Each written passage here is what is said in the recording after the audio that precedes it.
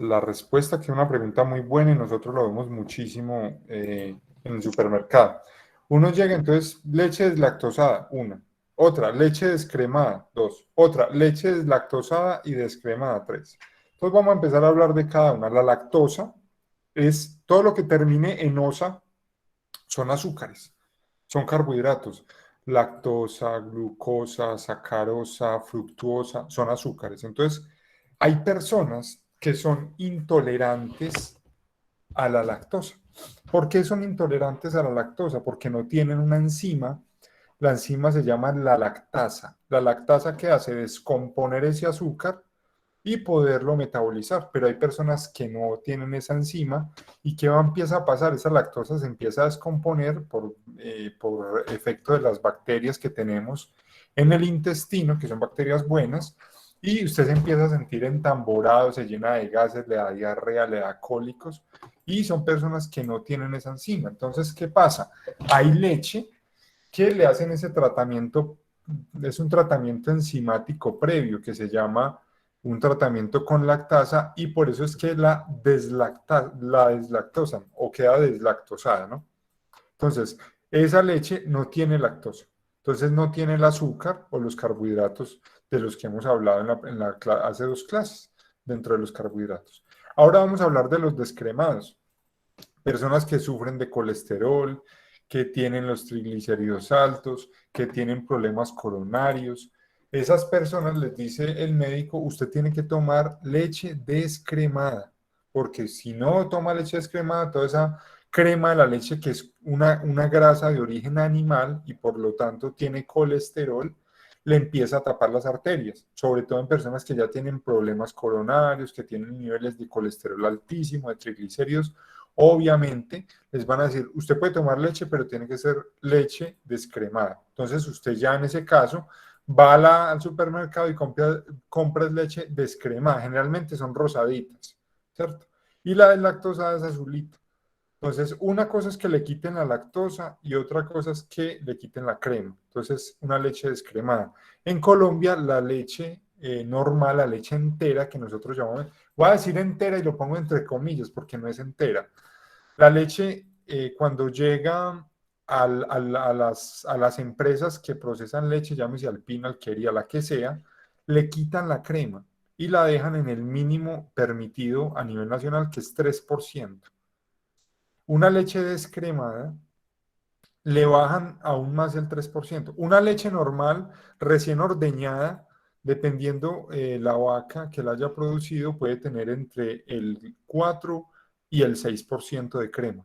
Y la crema en la industria láctea es oro. Eso es oro. Eso es lo que más vale. Una pimpina de 30 litros de crema de leche puede valer por lo menos unos 500.000 pesos. Eso es oro.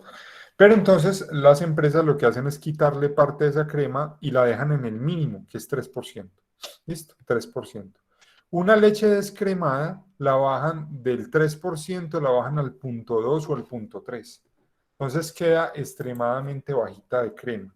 Y esto es para evitar el tema de colesterol. Ahora nos vamos a ir a un caso horrible. Es que una persona, además de que sea intolerante a la lactosa, también tenga problemas de colesterol. Entonces, ¿qué tienen que hacer? Comprar una leche descremada y deslactosada. Mejor dicho, no se está tomando sino la mera proteína. ¿Listo? Y la proteína, si no, no se la puedo quitar a la leche, a no ser que haga queso, por ejemplo. El queso, yo le retiro la proteína y hago un bloquecito de proteína que es caseína pura y es lo que yo me consumo. Pero de resto la proteína no se ve alterada. O sea, cuando yo compro una leche descremada y lactosa, además de que no sabe como muy bien y es muy aguada y bueno, o sea, no es como apetitosa, pues simplemente me estoy tomando la proteína.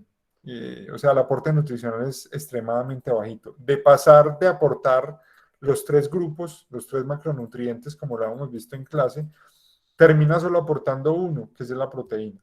Vimos, la leche es el alimento por excelencia, por eso lo empezamos a consumir desde muy pequeños y nos aporta proteína, carbohidratos y grasa. Entonces, grasa, la crema, la proteína, la caseína y el azúcar, la lactosa. Entonces, si alguno de los dos elementos los quiero quitar, puedo quitar lactosa, el azúcar, o puedo quitar la grasa, ¿cierto? Entonces, ahí en ese caso, pues compraría una leche descremada y también deslactosada. Jairo, ¿fue clara la respuesta? Totalmente, profe, muchas gracias.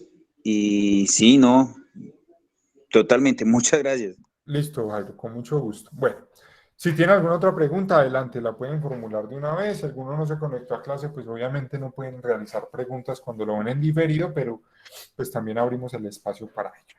Si no, listo, si no levantan la manito. Vamos a empezar entonces hoy a hablar de dos cosas fundamentales.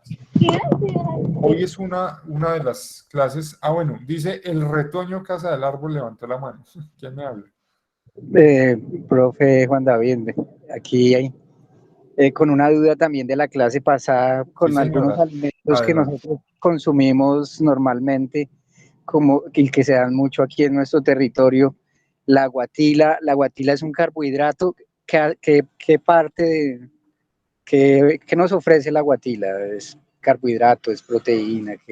Es un vegetal.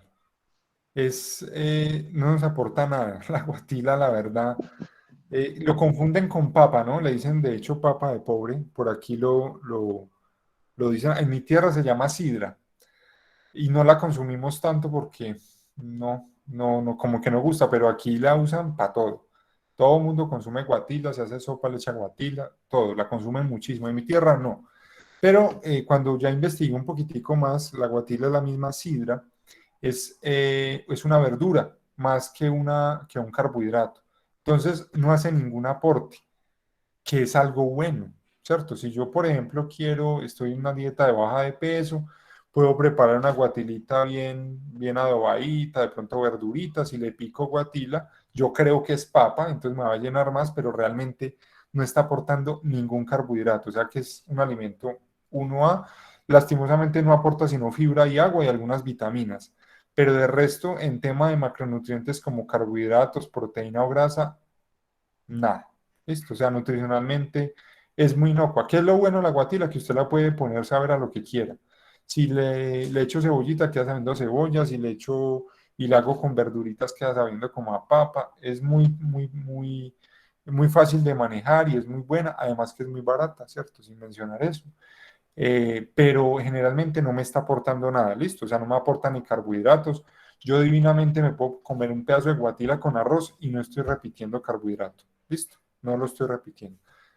¿Fue claro esa respuesta también para ti? Sí, muchas gracias, profe.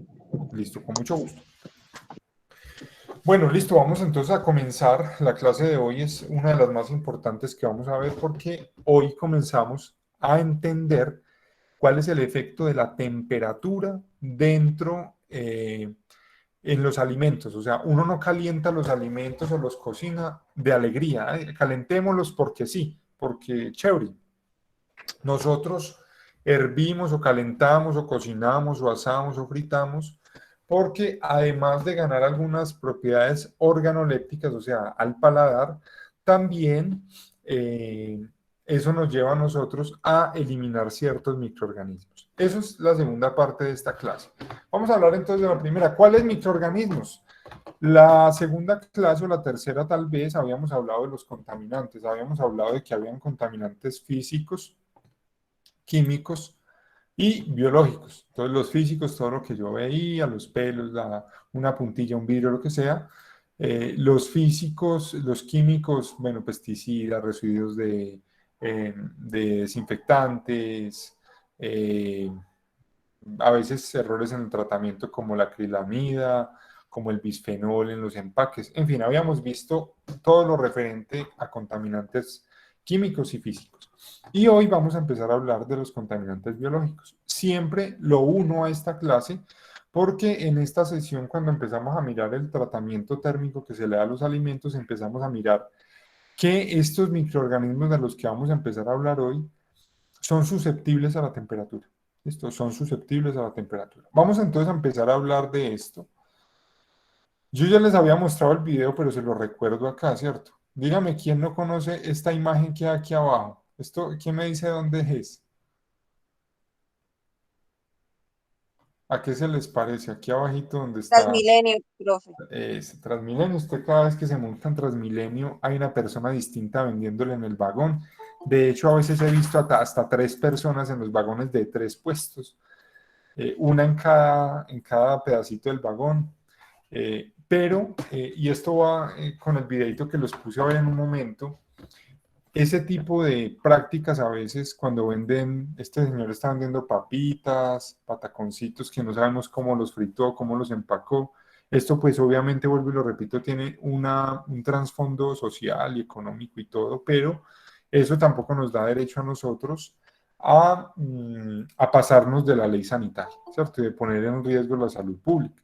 Entonces, ¿por qué riesgo? Porque ese tipo de contaminantes a los que estamos expuestos cuando consumimos, por ejemplo, alimentos mal preparados, nosotros no los podemos ver. Y ese no los podemos ver es porque son microscópicos. Y ahí es cuando hablamos de los contaminantes biológicos. Si nosotros los contaminantes biológicos los pudiéramos ver, seguramente no consumíamos el alimento. Si usted ve el gusano caminando por el medio de una torta, usted no se la come, obviamente, o la bota, pero como no los vemos, ahí es cuando nosotros entramos en peligro. ¿Por qué? Porque esas bacterias pueden llegar a ser tan peligrosas que nos pueden llevar a la muerte. Y vamos a empezar a hablar del primer tipo de contaminante biológico, que son las bacterias. Ay, pasa la diapositiva. Listo, las bacterias. Las bacterias son de los organismos más antiguos que nosotros tenemos en el planeta.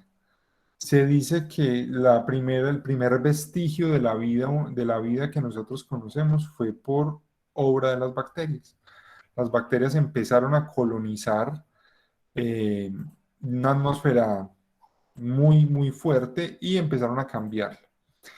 Esta antigüedad pues también les da a ellas una supremacía en la manera de cómo se reproduce. No sé si ustedes se acuerdan, por allá en el colegio, si ustedes tienen hijos y ya les tocó ayudarles a hacer la maqueta de la célula y no la hacen plastilina o en icopor. Yo creo que esa tarea nunca va a cambiar en la vida estudiantil. Todos tuvimos que hacer el dibujo, la maqueta de la célula, ¿cierto? Y cuando ustedes se acuerdan de la célula, empezamos a ver que la mitosis, que la meiosis y que cómo se dividían las células y tal cosa. Y ese proceso, y esa división, esa reproducción de las células era un proceso. O sea, un proceso era que se partía aquí, entonces que pasaba el nucleótido a no sé dónde, y que de ahí se dividía el ADN. Eso era un proceso larguísimo. De hecho, por eso las células de nuestro cuerpo no se dividen tan fácilmente.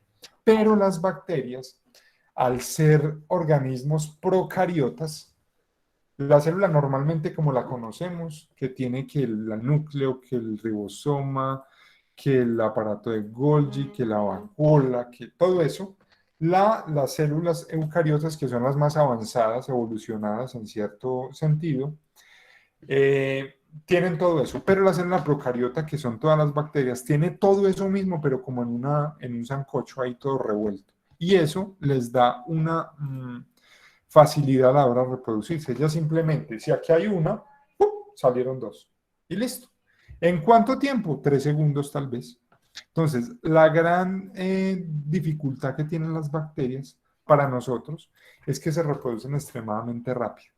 Y ese reproducirse tan rápido, pues obviamente puede generar enfermedades en nosotros, bien sea por la bacteria misma o por los metabolismos o por el metabolito que esa bacteria produzca.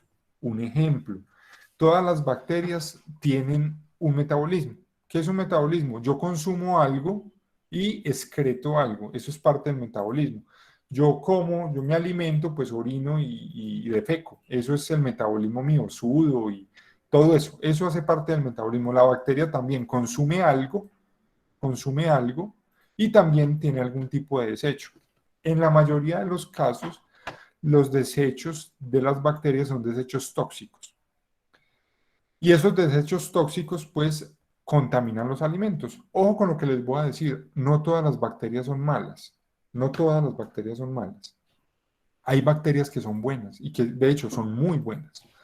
¿Cuáles bacterias podríamos decir? La bacteria que nosotros con la que más tenemos contacto es el lactobacilo termófilo o el lactobacilo bulgárico. ¿Qué es el lactobacilo? Es el lactobacilo. Coge la lactosa. ¿Se acuerdan ahorita que hablamos de la leche? Que nos hizo la pregunta Jairo, de cómo era lo del azúcar y que la lactosa, y que las bacterias, los lactobacilos, de hecho la palabra, el nombre de la misma bacteria, sabe que consume. Él consume lactosa, por eso llaman lactobacilos. Esos lactobacilos consumen la lactosa, la procesan y la convierten en una sustancia que es el metabolismo de ellas, es como la excreta, la convierten en ácido láctico. Y eso es elaborar yogur. Elaborar yogur es eso, pasar de tener lactosa, que está en la leche solamente, la consumen, la procesan y la convierten en ácido láctico. Ahí está el proceso. Y ese ácido láctico es el que pone el yogurcito todo cremoso y acidito y todo rico. ¿Por qué? Porque ese proceso es una fermentación láctica. Se llama una lactofermentación, una fermentación láctica. Entonces, ¿alguien alguna vez si ha preparado yogur? ¿Cómo se prepara yogur? Usted coge una ollita, puede ser en la olla del arroz, que es la mejor. Si usted ya tiene un aparatico para hacer yogur, pues lo felicito, pero son como costosos. Pero podemos hacer yogur en nuestra casa con la olla del arroz. ¿Cómo? Coja y llene de leche, ojalá leche entera, pero no entera de la que venden, más bien leche de vaca, o sea, que usted consuma, la pasteuriza, ahorita vamos a hablar si nos alcanza el tiempo y si no en la próxima clase, la pasteuriza y la vuelve yogur con la adición de la bacteria, que ya le voy a explicar cómo lo va a hacer. ¿Por qué? Porque va a ser un yogur mucho más cremoso. ¿Por qué? Porque no le quitan la grasa en una empresa procesadora de leche, sino que usted la tiene completita. Entonces, ¿qué pasa con esto? Usted deposita la leche en la olla del arroz y esto lo vamos a ver ahorita en el tema de temperatura, si alcanzamos, tampoco tengo afán. Del tema de temperaturas, usted coge la leche y la calienta. Cuando usted le pone el botón bajo a la olla del arroz, o sea, el botón donde queda el bombillito encendido, pero que no es calentando haciendo el arroz, sino que es como cuando se apaga que queda caliente. Ahí es donde necesitamos nosotros el arroz. ¿Por qué? Porque esa temperatura que alcanza la olla del arroz es más o menos de 42 grados y es la temperatura óptima para que ese lactobacilo se empiece a reproducir. ¿Qué hace el lactobacilo? El lactobacilo usted adiciona, usted lo compra en una quesera, aunque hay personas que adicionan, tienen un iniciador de cultivo que es como un hongo, no es lo ideal porque a veces ese hongo se puede contaminar y no solo tiene lactobacilo, sino otra bacteria, que puede ser una bacteria patógena. Entonces lo ideal que usted puede hacer es comprar un sobrecito de lactobacilo para yogur en una quesera donde venden los productos de quesos y esto, venden esos sobrecitos, vale como 6.000 pesos y va para 50 litros, entonces eso le rinde mucho. Eso sí, hay que guardarlo en la nevera porque son microorganismos vivos, listo, son microorganismos vivos, hay que guardarlos en la nevera. ¿Usted qué hace con eso? Adiciona un poquitico de ese iniciador de cultivo, le pone la tapita, le prende el bombillito a la olla arrocera y al cabo de 6 horas tiene yogur.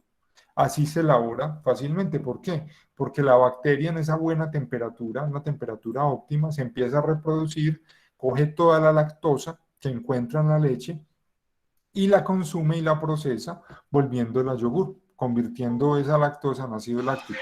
Y de esa manera lo que hace es darle como esa cremosidad y un sabor totalmente distinto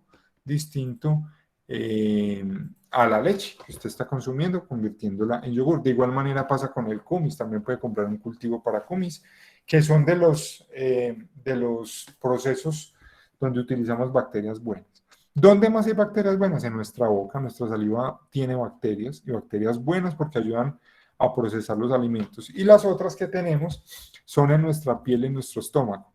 Sobre todo voy a hablar de las del estómago. Hay bacterias que nos ayudan a nosotros en el proceso digestivo. Yo no sé si ustedes lo han visto, pero ahorita después, en la pandemia, nosotros estamos muy dados a que haya mucho comercial de vitamina C y hay uno de esos comerciales que ayuda, dicen ellos, que ayuda a fortalecer el sistema inmunológico que se llama la enterogermina y lo sacan todas las noches en la hora prime. Eso debe valer una plata larga.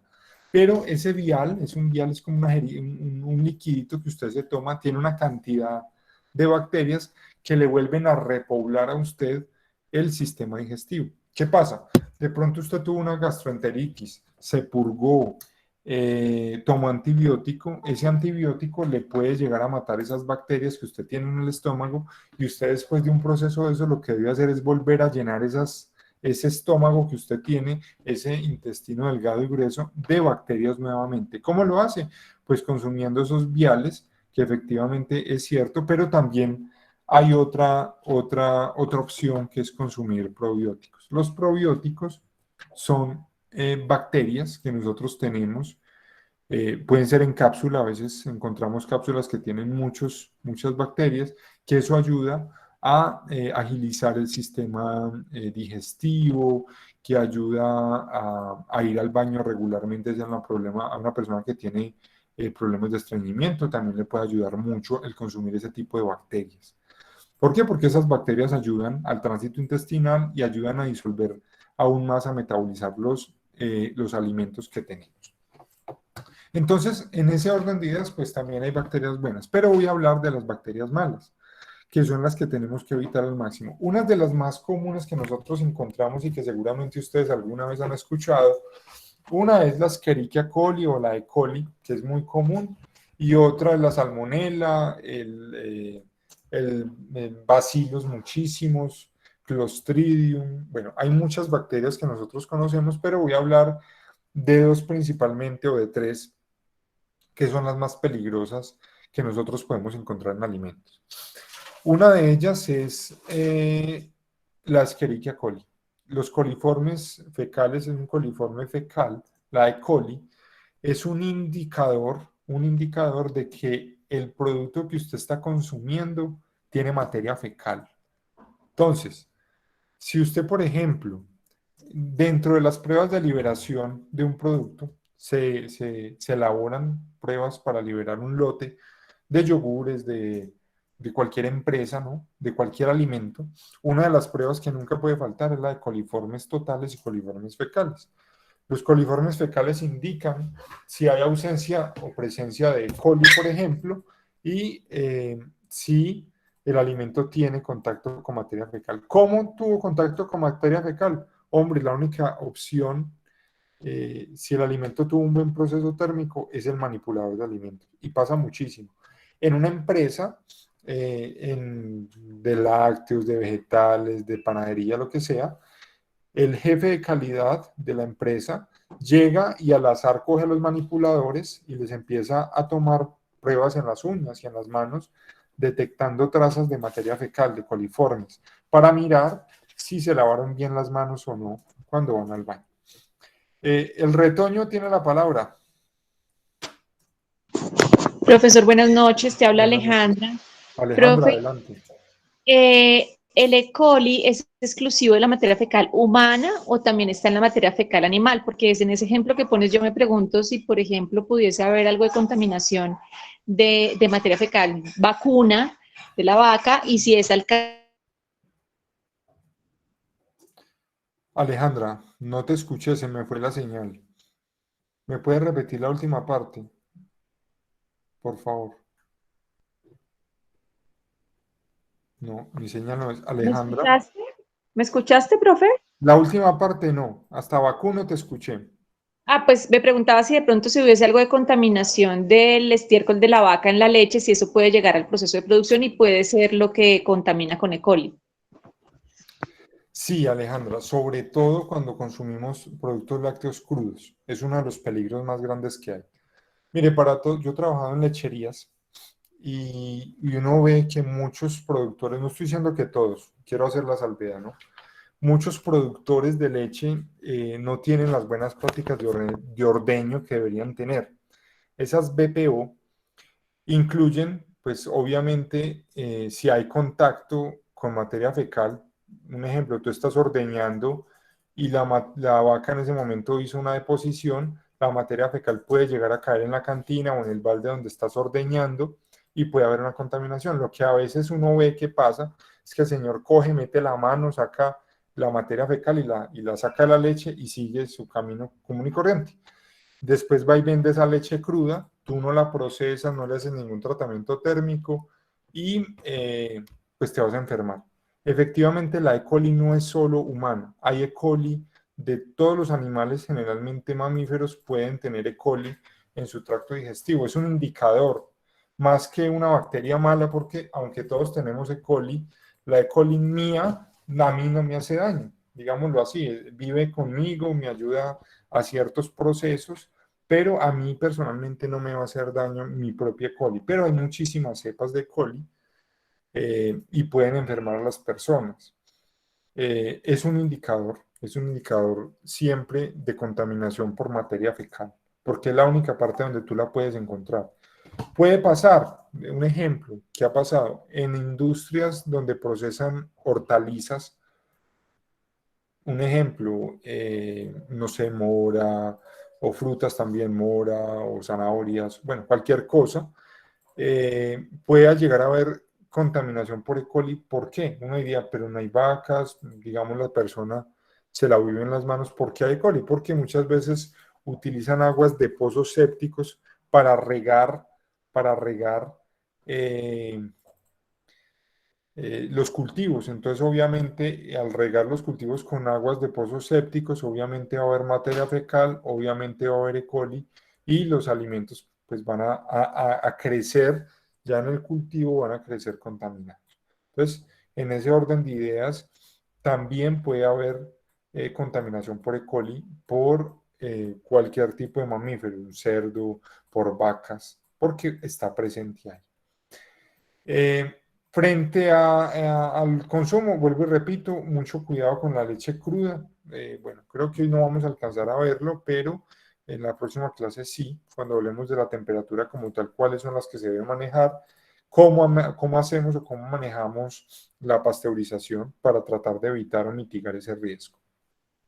Vamos a pasar entonces a, bueno, a hablar de la salmonela. Esta es otra que ustedes mucho han escuchado, que la gente le da salmonela, que el huevo, que el pollo, que la salmonela, que no sé qué. Es una bacteria también propia de las aves. Las aves generalmente tienen salmonela y también algunos mamíferos tienen salmonela, pero la encontramos fácilmente en las aves. ¿Dónde la podemos ver fácilmente? En la carne de pollo, sobre todo cuando nosotros evisceramos un pollo mal eviscerado. ¿Qué es eviscerar? Pues sacarle las vísceras. Entonces a veces yo cojo el pollo. Hoy en día pues creo que eso ya como que no, yo ya no, hoy en día como que no veo que vendan mucho pollo así vivo y que usted lo mate en su casa, lo arregle y todo, no. Pero puede llegar a pasar que en una empresa, por ejemplo, o que usted lo haga en una finca, maten un pollo al momento de cortarlo para sacarle las vísceras. Con el cuchillo usted corte los intestinos y se riegue en la carne la materia fecal. Esa materia fecal ya tiene salmonela, el pollo va a estar contaminado de salmonela. Lo mejor, lo más prudente sería desecharlo, pero las personas no lo hacen. Entonces, para mitigar el riesgo de que quede salmonela hay que cocinarlo extremadamente bien para que la temperatura mate esos microorganismos. Me estoy adelantando mucho a la clase de temperaturas, pero es importante mencionar. Otra bacteria que es muy perjudicial es el Clostridium. El Clostridium es una bacteria que se halla principalmente en ambientes que están cerrados, que son anaeróbicos. ¿Qué quiere decir eso? Que no tienen flujo de aire. Por ejemplo, un enlatado.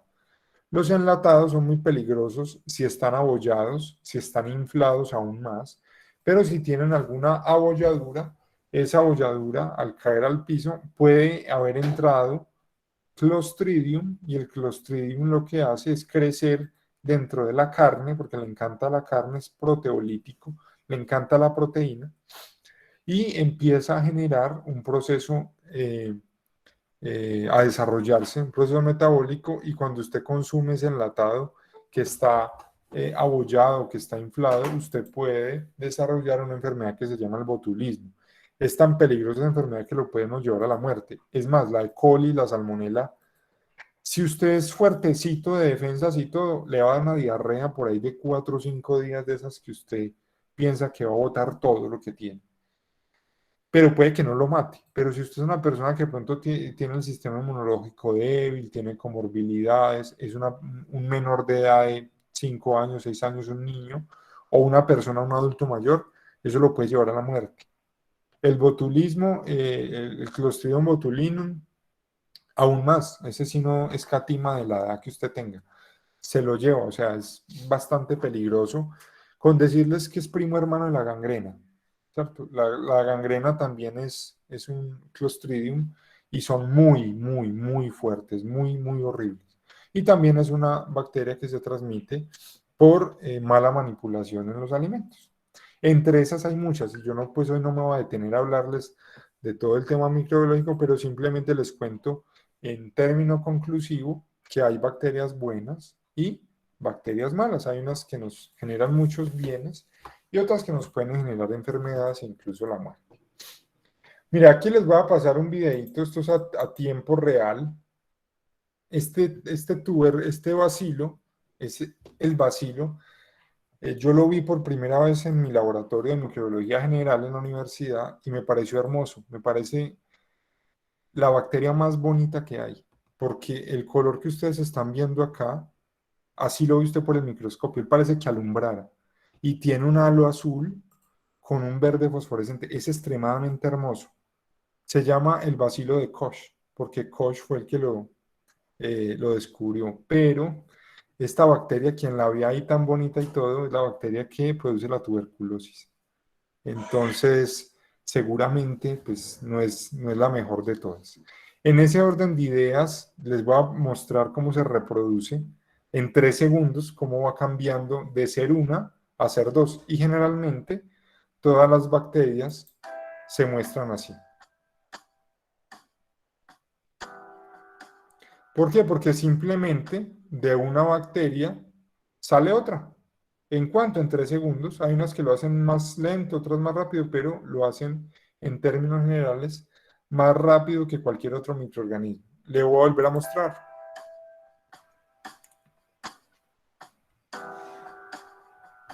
Esto es el crecimiento bacteriano del bacilo de la tuberculosis, que es hermoso. O sea, si usted lo ve en un microscopio, usted dice, uy, esto es muy bonito, porque uno queda como obnubilado al ver pero no sabe lo malo que puede llegar a ser. ¿Qué es lo peligroso? Es esta manera como se reproducen esas bacterias. ¿A qué vamos con eso? Y creo que yo ya lo hablé con ustedes en algún momento. Si yo dejo el almuerzo todos los días por fuera de la nevera, cuando lo preparo seguramente se me va a contaminar y al contaminarse pues empiezan a reproducir las bacterias y esas bacterias pues me van a enfermar. Eso lo vamos a ver con profundidad en la clase que hablemos de temperaturas, que creo que no fue esta. Segundo tipo de microorganismos de los que vamos a hablar son los parásitos. Los parásitos, encontramos parásitos de 2 tipos. Los parásitos macro, que son parásitos que yo puedo ver a simple vista, que yo veo, que yo los puedo ver. Parásitos macro como los gusanos intestinales, las tenias, los ascaris, los helmintos. Esos gusanos yo los puedo ver. No sé si ustedes de pronto, alguno que tenga mascotas, ha desparasitado alguna vez al perro o al gato. Y cuando la ha desparasitado y estaba muy lleno de parásitos, le salen unos gusanos en la materia fecal. Esos gusanos pues yo los puedo ver a simple vista.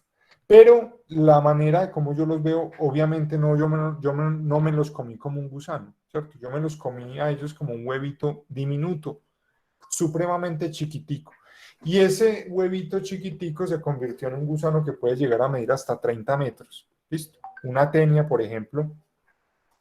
Se han encontrado, se han datado tenias, personas que han muerto por una teniasis de tenias de 30 metros. 30 metros. No sé si ustedes han visto los niños que muestran por ahí, bueno, hoy en día como que ya no somos tan amarillistas, pero muestran mucho los niños de África, así todos desnutriditos y todos barrigoncitos. Y usted dice, ve, pero ¿por qué si están desnutridos tienen barriga? Esa barriguita que ellos tienen son parásitos. Están llenos de parásitos por dentro. Usted dice, ay, ¿por qué no los desparasitan? Claro, los desparasitan, pero las condiciones en las cuales viven esas tribus, las condiciones sanitarias son pésimas.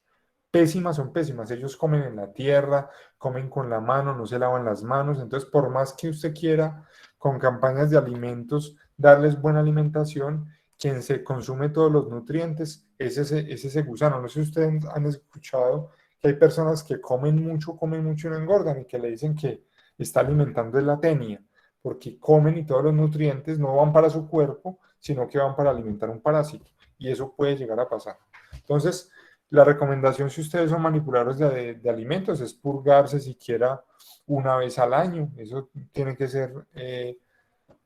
hacerlo constantemente, sobre todo para antes de sacar el certificado médico, donde les piden el coprológico para evitar que usted tenga cualquier tipo de parásito ahí metidito.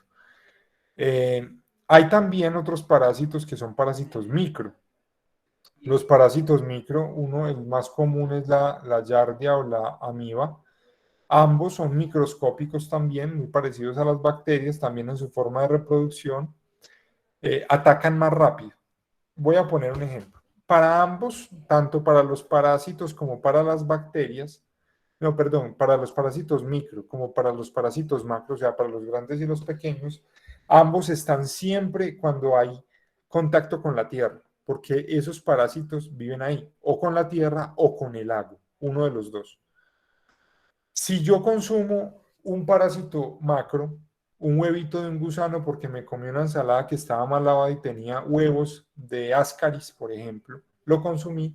Ese Ascaris, para yo detectar los síntomas, me puedo demorar hasta 3 meses y no lo siento, no me doy por enterado. Ya después empiezo con malestar digestivo, no tolero los lácteos, en fin, y me doy cuenta, me purgan y tenía lombrices, un ejemplo. Pero los parásitos micro, la amiba y la yardia, están a nivel del agua. Por más clara y por más limpia que usted encuentre el agua, no la consuma si no está potabilizada.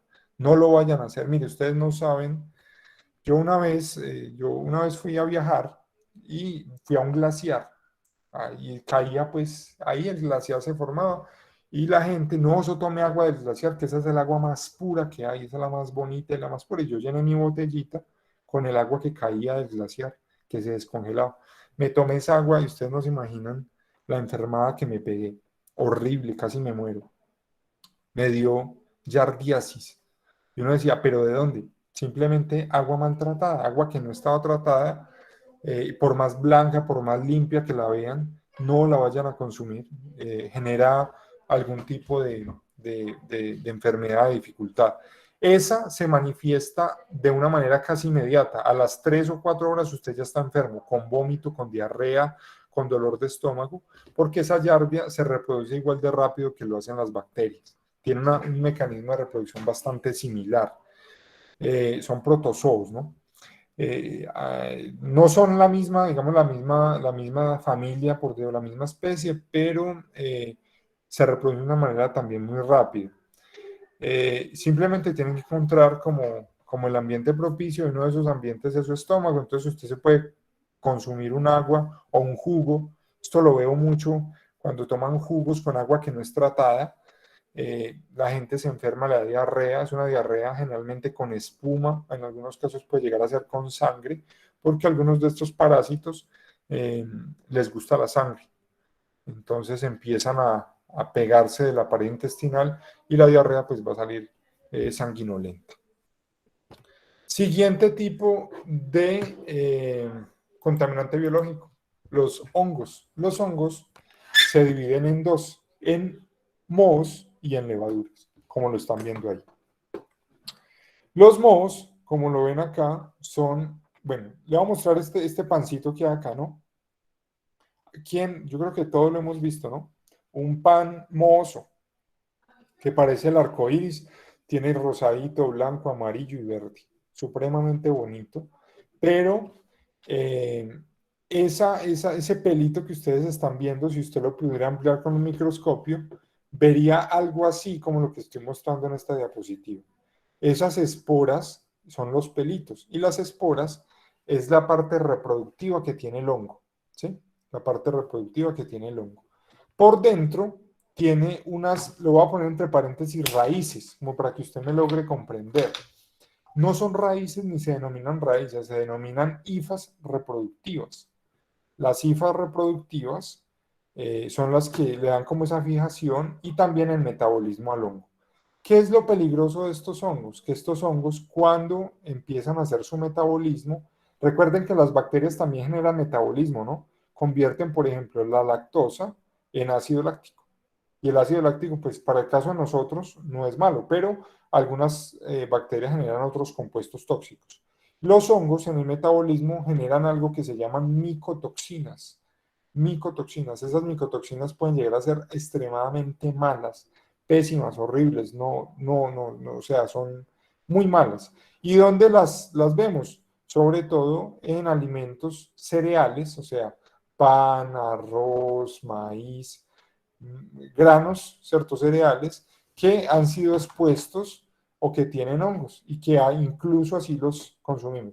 Pues yo no creo, y me disculpan la expresión, que alguien sea tan imprudente, tan falto de, no sé, como de precaución, de coger un pan como este, coger con un cuchillo, rasparlo y comérselo. O sea, no creo. Pero a veces dicen, ah, eso tiene un poquitico de hongos, venga, eso se lo raspo o le quito el pedacito malo.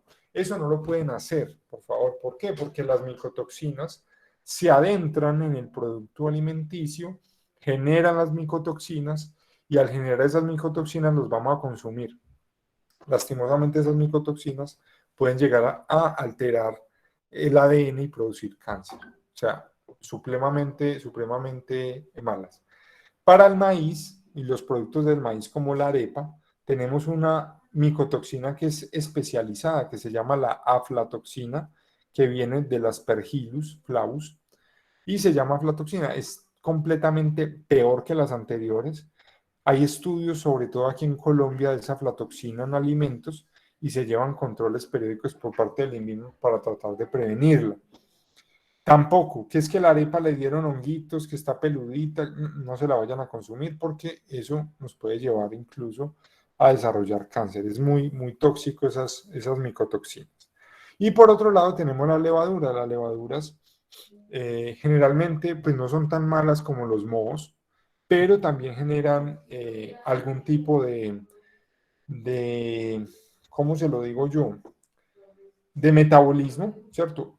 La levadura que más conocemos es la levadura de la cerveza, ¿cierto? Que es la Saccharomyces cerevisiae. Esa levadura convierte el azúcar, siempre hay metabolismo, convierte el azúcar, lo convierte en alcohol. Y de ahí es que nosotros obtenemos cualquier tipo de licor, la cerveza, el vino, la chicha, el vodka, el tequila. Si yo fermento papas, me sale vodka. Si fermento agave, me sale tequila. Si fermento caña, me sale ron o aguardiente. Si fermento, no sé, arroz, me sale sake, que es una bebida oriental, japonesa. Si fermento cebada, me sale cerveza. En fin, cualquier cereal que tenga glucosa se puede fermentar por acción de la levadura y obtenemos una bebida alcohólica. Ese es el proceso. La levadura generalmente pues, se utiliza en procesos industriales. Listo, cumplí. 48, 6 y 48. Vamos a abrir la ronda de preguntas. Paola, adelante.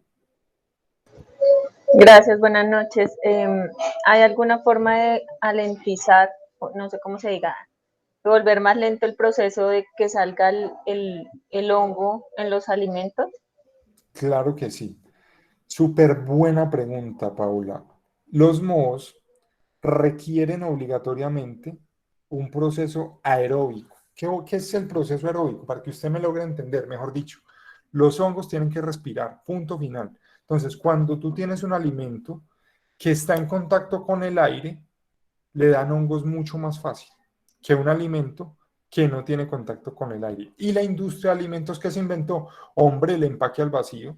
Entonces, tú has visto, por ejemplo, que los cárnicos, los lácteos, ahorita lo están haciendo ya con los productos de panadería, se están empacando al vacío. ¿Para qué? Para evitar que haya oxígeno y que los hongos se desarrollen. Esa es una de las mejores maneras que hay.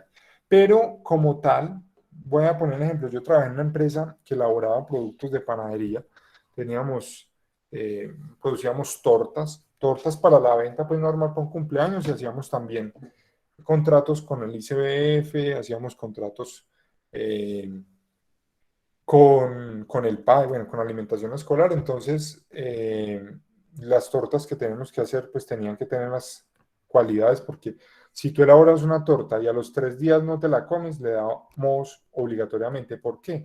Porque los mohos están por ahí en el aire, volando. En este momento que yo respiro, estoy respirando algún tipo de moho que hay por ahí. Entonces, lo primero que hay que hacer son aspersiones, asperjar líquidos químicos en el aire, en el ambiente, para tratar de bajar la carga de esas esporas. Y segundo, obligatoriamente, no hay otra opción sino es aplicar sustancias químicas como conservantes que evitan el crecimiento rápido de los mohos.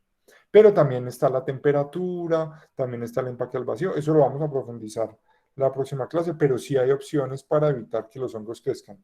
Así fácil, empaque al vacío, desinfección ambiental, aspersión ambiental y utilización de conservantes. Alejandra me levantó también la mano, adelante. Sí, profe, dos preguntas. Una es, bueno, estabas hablando de la purga de todos los manipuladores de alimentos una vez al año y pues generalmente las purgas se hacen con medicamentos, ¿cierto? Pero me pregunto si conoces algún tratamiento efectivo natural para purgar. Esa es una pregunta. Y la otra, que nos hablaste del agua, del estado del agua y la calidad del agua. ¿Qué concepto tienes del agua lluvia?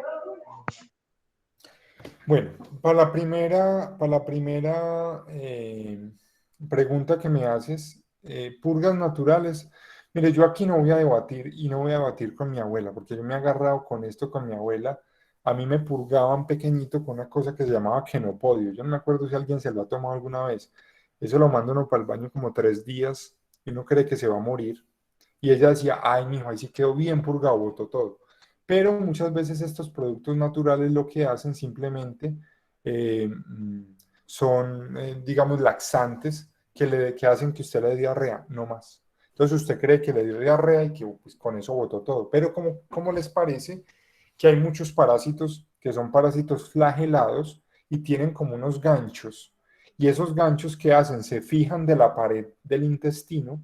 Sobre todo hay unos muy peligrosos como la tenia, hay unas tenias que se fijan de la pared de los intestinos y por más que usted tenga diarrea, ellas van a estar ahí bien amarraditas y de ahí no se van a mover.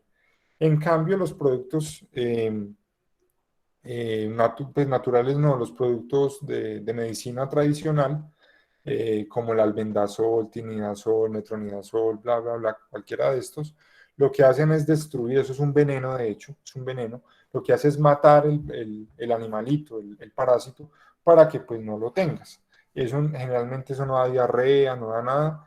No siempre tampoco hay que exagerar y tomárselos pues cada rato. A veces el coprológico que se hace dentro del tamizaje de alimentos de manipuladores, pues indica si uno lo tiene que tomar o no. Tampoco es pues una camisa de fuerza. Pero a veces es bueno que nosotros que manipulamos alimentos, pues nos purguemos frecuentemente. Entonces, yo no recomiendo los productos naturales y bueno, aquí tengo discusión, ustedes me van a decir, profe, está equivocado, son muy buenos. Mire, tómese este que se llama escobita y eso lo limpia por dentro. Yo se lo digo es porque sí, algunos parásitos seguramente los va a sacar cuando usted le da ya la diarrea, pero hay otros que son parásitos que tienen flagelos y se pegan como un gancho, como por decir un anzuelo, se pegan de su intestino y no se dejan salir, no van a salir. Ellos se quedan ahí y siguen creciendo, no hay ningún problema. Entonces, para esos casos no hay como los productos pues, de la medicina occidental normal que nosotros conocemos. Frente al agua lluvia, yo una vez conocí un proceso productivo de agua lluvia y envasaban agua lluvia para tomar. Obviamente esta agua era un agua que producían en el Chocó, o sea, no era agua de por acá. ¿Cuál es el problema del agua que nosotros tenemos? Si tú, por ejemplo, vives en Bogotá y hay agua lluvia, esa agua es ácida, tiene residuos de ácido sulfúrico, de gases que se condensan en el agua y caen, o sea, es agua extremadamente tóxica, pero en algunos lados el agua lluvia es utilizada para el consumo humano. Obviamente, después de recolectar esa agua lluvia, pues hay que hacerle un proceso de mineralización, porque esa agua es completamente desmineralizada. ¿Qué quiere decir eso? Es agua como si fuera destilada, no aporta minerales y el agua que nosotros consumimos es agua mineral, tiene minerales que los necesitamos para el completo desarrollo de nuestro cuerpo. El agua lluvia, tú tomarla directamente no es recomendable porque es como si tomaras agua destilada. El agua destilada no se puede tomar porque desbalancea interiormente en nuestro cuerpo la concentración de electrolitos y la concentración de minerales. Entonces puedes tener bajas de sodio, de potasio, de magnesio por consumir agua destilada que te pueden enfermar. Cuando el agua de lluvia se va a consumir, hay que hacerle un proceso de mineralización, eso la meten en unas piedras y le hacen un proceso, después la esterilizan y se consume. Yo la probé, es un agua, pues, no me parece pues como muy distinta a la normal, ¿cierto? Si me dicen que es agua lluvia, yo no me doy cuenta, pero le hacen todo el proceso para poderla hacer potable y llaman disque aguas de origen, que he escuchado. Entonces, que es agua escogida de donde llueve, en el Chocó de, no sé, Nuquí, no sé, cualquier cosa, y esa agua la cogen, hacen todo el proceso de mineralización, la empacan y la venden carísimo, empezando por eso. Pero no es recomendable consumir agua lluvia, ¿listo? Si no está mineralizada y se le hace todo el proceso. Olga Lucía, adelante tu pregunta. Gracias, buenas noches, profe. Una pregunta, ¿nosotros cómo sabemos para identificar que el agua que venden, que se dice ser potable en los garrafones, ya sea la Cristal, la Brisa u otra clase de empresa, también en las bolsas, también tiene un sabor característico? ¿Cómo sabemos para saber si realmente está tratada o la recogen de cualquier quebrada y ahí ya no la están sacando al consumo? Bueno, primero, en esto hay que ser enfáticos, es que sería poco usual que una empresa, digámoslo así como Postobón o como Coca-Cola o como AG, no sé, hiciera algo como eso. Donde lo vieran haciendo eso, les cierran la planta, así de sencillo. ¿Por qué? Porque esas aguas tienen un proceso de verificación por parte de las entidades sanitarias. La entidad sanitaria en todo el país tiene que hacer muestreos microbiológicos de agua y el agua es uno de los productos que se muestrea constantemente. ¿Cuál es el problema? El problema es el señor que trabaja en el carro de Postobón, que usted le deja el garrafón y él indiscriminadamente coge, abre la llave de su casa, lo llena y se lo vende a usted después. Ese es el problema. El problema real radica ahí. Es poco usual que esas empresas de Postobón o Coca-Cola hagan una cosa como esas. A no ser, hay otras aguas también, aguas gato, unas aguas que nunca usted ha escuchado, nunca ha visto, no sabe qué proceso hacen. Muchas veces esas aguas ni siquiera tienen registro en Vima. Entonces, en ese orden de ideas, eh, son aguas que pueden ser peligrosas. Entonces, también, primero, mitigar ese riesgo como comprando en un sitio como autorizado, ¿no? Esa agua y que sea de una empresa reconocida, la probabilidad es menor. No digo que no pueda pasar, puede que la empresa no lo haga, yo estaría casi seguro que no lo va a hacer, pero de pronto el distribuidor tenga esa mala práctica o quiera hacer eso y mirar siempre el sello. Todas esas aguas vienen selladas con un sello, un termosellado que viene adherido al empaque y al garrafón, mirar que sí esté bien. Y si es la botellita de 5 litros, pues obviamente que tenga el sello de seguridad intacto, que no esté roto. Eso sería una manera pues, como de mitigar que no le vayan a usted a meter un agua de dudosa procedencia. Bueno, ¿alguna otra pregunta, duda, inquietud, aclaración? Alejandra, adelante. Hablas con David. Bueno, adelante. Yo tengo una duda con respecto a los probióticos y los probióticos y prebióticos. ¿Cuál es la diferencia entre los dos? Qué buena pregunta me hiciste. Además, Los probióticos. ¿A mí vas a hacer otra pregunta, David? sí. No. Y si estos están presentes en estos alimentos que son alimentos fermentados vivos que tienen, por ejemplo, muchos lo usan, por ejemplo, el chucrut en Alemania o los orientales que usan el kimchi, que es un poco de esta también colchina fermentada con rábano y todo esto, que son alimentos que que se fermentan anaeróbicamente y dicen que tienen estos probióticos al consumirlos es una buena fuente de probióticos, es lo que he escuchado. Sí, totalmente. Entonces, voy a hacer primero a explicar la diferencia. Los probióticos son los organismos vivos. O sea, vivos es el organismo, usted se lo está tomando vivo. ¿Alguien se ha preguntado por qué no venden yogur UHT? O sea, ¿por qué no venden yogur larga vida? Venden avena, leche, leche saborizada, cualquier cosa, pero no venden yogur. ¿Por qué? Es simplemente porque el yogur, como tiene organismos vivos, si yo lo esterilizo, pues mato los microorganismos y no me estoy tomando nada. Y lo que yo quiero tomarme del yogur son esas bacterias, del kumis, del kefir. Me quiero tomar esas bacterias para que me vuelvan como a poblar nuevamente mi intestino. Esos son los probióticos, ¿cierto? Los probióticos son los organismos vivos propiamente dicho. Y cuando hablamos de los prebióticos son los que ayudan a que los microorganismos vivos se reproduzcan en su organismo. Entonces, hay alimentos, por ejemplo, ¿cuál es el mejor prebiótico que hay? Las frutas y las verduras. Es el mejor prebiótico que hay. ¿Por qué? Porque las bacterias que nosotros tenemos en nuestro intestino se ven favorecidas por esos alimentos como las frutas y las verduras. Los alimentos lácteos, la leche también es un prebiótico. ¿Por qué es un prebiótico? Obviamente porque tiene lactosa y estos organismos consumen lactosa. Entonces, esos prebióticos es los alimentos que favorecen el crecimiento de los probióticos, que son los organismos vivos. ¿Listo? Entonces, eso.